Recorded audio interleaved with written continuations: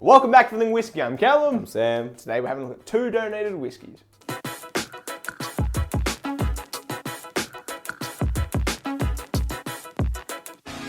Alrighty, so today we're going to be reviewing 2 whiskies that have been sent in by Roy. As always, thank you, Roy. He's always sending in stuff for us, especially things that we cannot get. Like the Elijah Craig we got back here, he sent in with it. Sent in a few things. We're going to do 2 for 1 just because they are small bottles. And just it would be a nice kind of like thing to do, just to add a whole like, donation kind of episode. So we've got 2 things. One thing, well, both I'm very excited for. One especially because I have had it before, but not the specific one. And one I'm very excited for because I've never even heard of it. Well, I've definitely heard of it, but you can't get it here in Australia. Yeah. So basically, he would have got them from America as he normally does. Yeah. So basically, we got the Stagg Junior. I think was it batch 16 or whatever the hell it's called. Well, he says sure. Stagg Junior number 16 at 65.45. Yeah. So 130.9 proof. Stagg is an ass kicker, and I'm excited to have it again. We've reviewed it once, but it was like within our first 10 episodes on the channel. So I'm excited to try that again. Belle Meade is one that you just can't. What? I thought you were gonna halve them, but okay. Yeah, we actually should. We'll review them one at a time, I guess. Belle Meade. Well, we'll start with the Stagg Junior. Yeah. Basically, Stagg Junior is part of the Buffalo Trace lineup. It's one of the higher rungs. It's a lot more expensive, especially over here in Australia. It's about $300 for the bottle. Didn't we get it on special for 300? No, I think it was on special for 210 or something. But we've only ever had one bottle of it. You can't find it here as well. It's very difficult. It's very rarely here. But it's notoriously an ass kicker. It is wood tannins just cranked to 1,000,000. And the proof is always just insanely high. This is almost 66%, which is insanity. But it's a masochistic kind of enjoyment. I'm so excited to be trying it again. I know it's a painful kick around experience, but I just love it. I've always loved it. What was the last one we had? Probably 63%? I'm pretty sure that was the highest at the time. I think it might have been 66. Really? Yeah, I can't remember. It was years ago. But either way, they're all a lot. It's the alcohol content paired with the fact that they are just so dry wood bitters that it sucks the moisture out of your mouth. On the nose, it's it's actually pretty chill. It's. I was gonna say I'm getting the Pez candies. Yeah, it's they're a kind lot of of sherbety sweetness. kind of. I'm getting peppercorns on I don't know, just a caramel covered kind of stave. There's a lot of sweetness there. There's a lot of sweetness. Obviously, I'm not getting barrel. Yeah, there's a lot of barrel. I'm not really getting a big kick of alcohol vapors though. I did initially, as you probably saw by my reaction. I was like, whoa, but yeah, now it's not. It's also got a weird kind of wine note going on for some reason, which is new for me. There is, isn't it? It doesn't smell like a typical bourbon right now. Rollins? Is that what it's called? The wine? Yeah, it's got some sort of. It's almost got that weird mapley green sappy note that we get in some Aussie whiskies. I don't know why I'm getting that note on the nose. Jesus.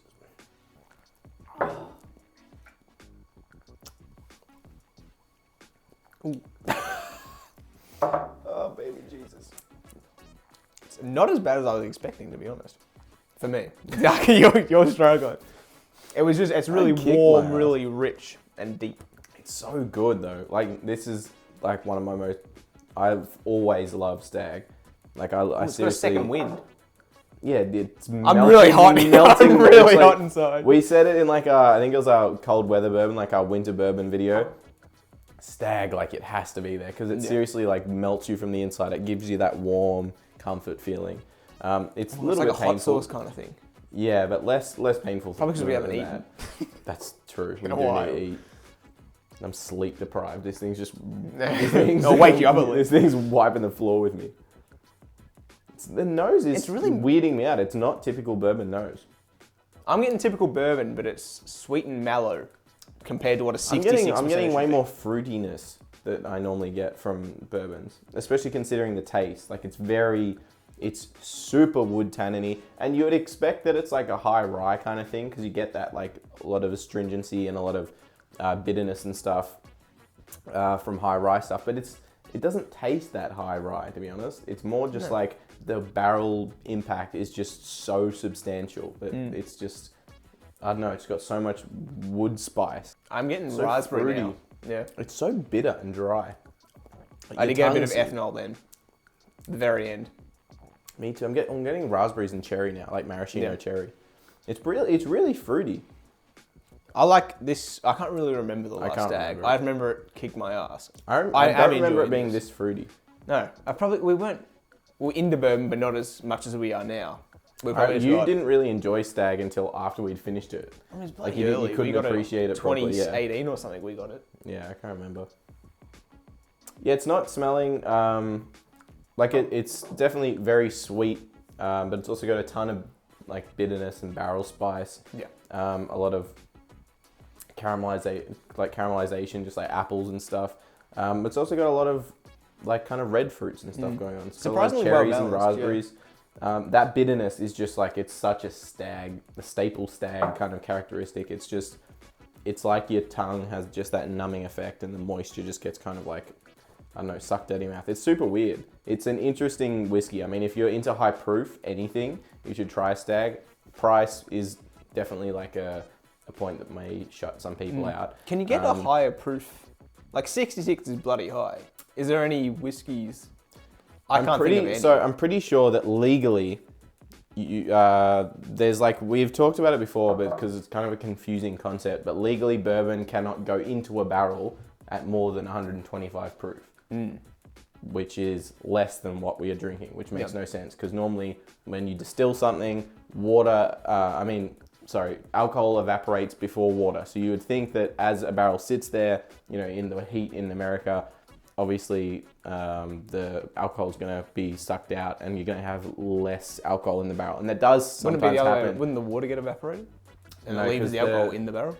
No, because that's like what a still does. You crank it up to a certain temperature where it's high enough for the alcohol to evaporate, but not for the water. So you separate the two. Yeah. So you would think that in the heat, but for some reason, I haven't really done enough research on it, but there is like a phenomenon thing where the water gets sucked out of the barrel, but the alcohol remains and the proof actually goes up, which is what consistently happens with Stagg. So yeah, you're not going to find many whiskies that are over like 60% really. So Belle Meade, I think it was Briar Green Estate or something. Not estate, there's distillery. What's it called? I've genuinely never heard of these. Nelson Briar, I think, is the distillery.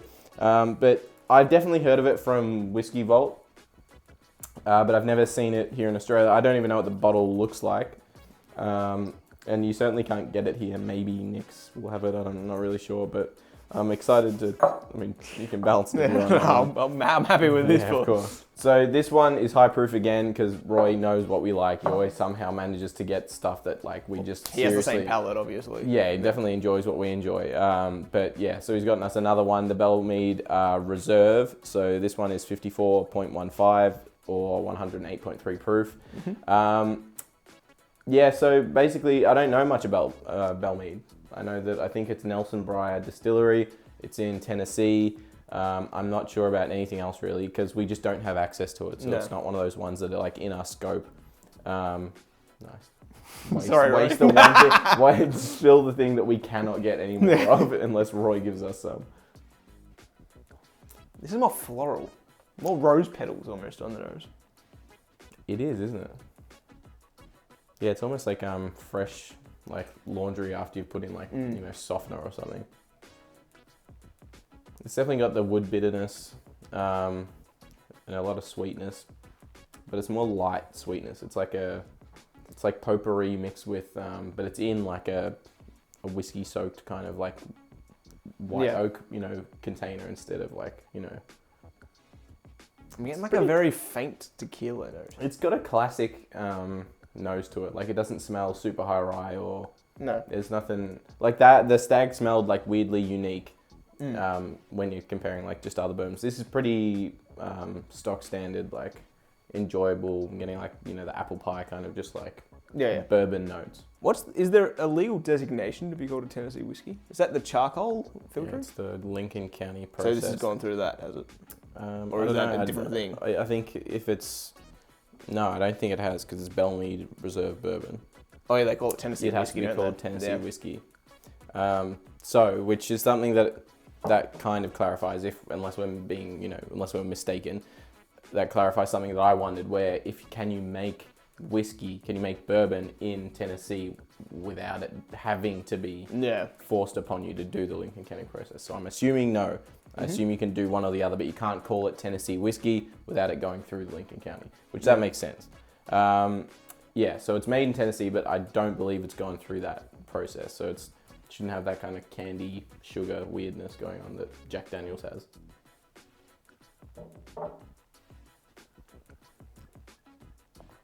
Oh, that is so tame in comparison to the Stagg Junior. It's really nice though. It's got a ton of flavor. It's really nice and oily. Oily, but it's like really candy sweet. It's sweet, but it's weird aftertaste. That kind of like rose petal comes through on the palate. Yeah, but it's just more barrel char. Yeah, it's gonna say it's got some char to it, like a earthy kind of tacky, like burnt sweetness. It's like sticky date. Yeah, it's like you've gone too far with the caramel. Like you've kind of burnt it or something. It's nice. I like it. Oh, it's now on the nose as well, that char. Yeah, I like that note, that like burnt sugar, caramelization. There's like almost a meatiness to this. Like it's quite oily. It has that plasticky, almost plasticky note. Yeah. Band-Aid is probably a better. Yeah, it's a little bit of that. Yeah, that kind of, I don't know. Medicinal note. Yeah. Medicinal note. It's nice and sweet. It's pretty, it's pretty oily. It's got a nice I reckon. I mean, if we shouldn't have done this one second. We should have done the Stagg second. Yeah. Just because it's proof makes sense. It makes more sense to go low to high. But even going from Stagg to it has like a ton of density to the flavor. Yeah. It's really oily. I like this a lot. I think the backbone of it is just seriously nice and balanced. Yeah, you've killed it, Roy. Again.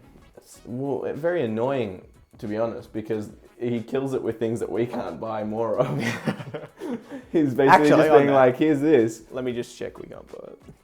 I've never seen it. You're great with, you know exactly what we like, but it's unfortunate that all these things are just like impossible for us to get our hands on. So you can get the single barrel 10 they're both sold and out. The car strength, but they're both sold out. So that's what happens when you get like the 10-year-old single barrel is $300. The Belle Meade car strength is $270, and the other one is $300. And they're sold out. So I'm guessing it would be like a $17.92 foolproof. Yeah, they come in they'll and get them immediately occasionally and immediately go, and then we have to wait a year before we get another run. But yeah, so I mean, once again, Roy, you've hit it out of the park. Super thankful for you to send them in. Like again, especially because we can't get our hands on it. Yeah. But yeah, really appreciative.